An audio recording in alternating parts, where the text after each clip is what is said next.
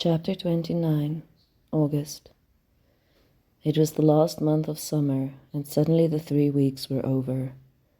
Danny put on his neatly pressed uniform and became someone else again. The sergeant pilot with the southern accent and the dark brown eyes that scanned the horizon for enemy planes. She was in love with both parts of him, the fighter pilot in uniform and the tall dark-haired young man with tousled hair who could sit with her on the lawn and speak sweet nothings to a wounded goose. But the everyday man was hers, and the sergeant pilot, with his uniform and dashing good looks, belonged to the war. August 1940. Dear Mama and Father, I hope you are well. I'm sorry I have neglected writing quite awfully. No doubt Janice explained. Danny has been shot down and wounded, and he stayed with us for his recovery. We are engaged, which I'm sure is no surprise after my last letter. He wants to wait till next year in the hopes that things will be better and that you could possibly attend. I think we should marry and be done with it. The war seems such a bad time to wait, and I do love this man frightfully. I can't say it to him, but if the war asks the unthinkable of us, then I'd at least have something to keep. I'd rather be a widow than mourning fiancé. The grief would be the same, but at least I'd have had something. But I'll wait. I understand his views too, and it seems so important to him. Today I had to give him up, hand him back to the Royal Air Force, and I resented it so badly. I want a life with him as good and fulfilling as the life you two have together. I think this is an awful time to be young and in love. Johnny reckons he's in love too, by the way. I haven't seen or heard from him in 3 weeks. I'm sure he'll spiral by again in a few days or weeks, and I'll hear all about it. I had Jan take some pictures of us this morning. I'll send you one with the next letter. I'm sure you're seeing who I'm trying to talk into marrying your underage daughter. All my love, Eleanor. The goose adapted and was eating well, but she called at dawn and dusk. It took the mail 3 days to find her.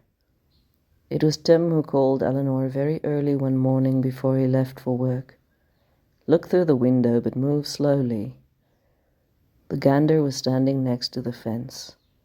The 2 geese were bobbing their heads together, honking softly. "You found her," she whispered, and there was a catch in her throat. Tim patted her shoulder awkwardly. "Things have a way of working out, lass." "And the top of the morning, Daniel. Welcome back to the salt mines." Johnny was already kitted up to fly. "How have you been, buddy?" I've been back for a week already. Had 2 glorious weeks with Melissa, and I thought about running off to Switzerland and eloping. But then I thought, no, the Hun was sure to get you if I didn't stay around. How was your leave?" Danny smiled slowly. "We're engaged." The little Irishman promptly grabbed him, hugged him, shook him. "I thought I would have to do it for you, man. When are you getting married?" "Next year, somewhere. I'd like things to get a bit better first. I'd like to give her parents a chance to be here." "That is poppycock, Danny, and you know it. There's a war on, and there will be for a long time yet. This is no time to wait. If you have a good thing, hold on to it. Give her security the wee bit that you can." "Johnny, there's also... My father was a different man before he went to war. He came back broken, changed. I don't want her bound to me if I change, Johnny." "That is horse shit. I don't see how being a fighter pilot can do that to you. There's a massive difference between shooting down planes and walloping your wife. We are not our parents, Danny. Also, I would kill you if you ever lifted a hand to her, and I know you wouldn't, but there's reassurance for you. Go ahead and marry her. I'll murder you if you hurt her." "I have never been so touched and comforted by a threat.